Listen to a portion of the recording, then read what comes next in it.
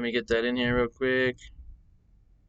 Even if we just go to 8 as a low right now, it's on the very high side from when it first started, but that doesn't mean it can't make higher highs and higher lows, or even the other way around, lower lows and lower highs.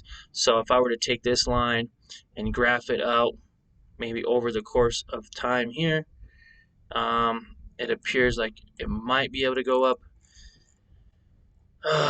up above like a 48s, maybe 50s mark. I'm not sure if anybody has actually checked this Yalla and what their price target could potentially be. But let's take a look. Maybe there is a price target from someone already. Forecast and price target and news. So what I'm trying to do, get into some good information for you guys, do the research for you while you're here. Remember, smash that like button for me. It would really help a lot.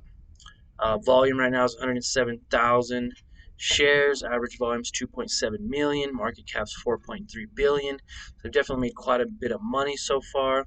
As far as a price target, I am not sure. A lot of this stuff is going to be NA for right now. Price to earnings, nothing is really going to be here.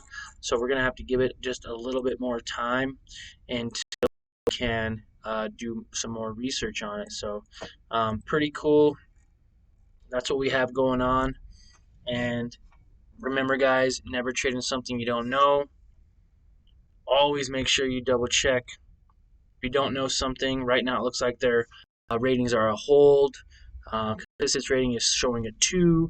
And again, there's just not much known about this company. So definitely do your due diligence, and we will see you in the next video.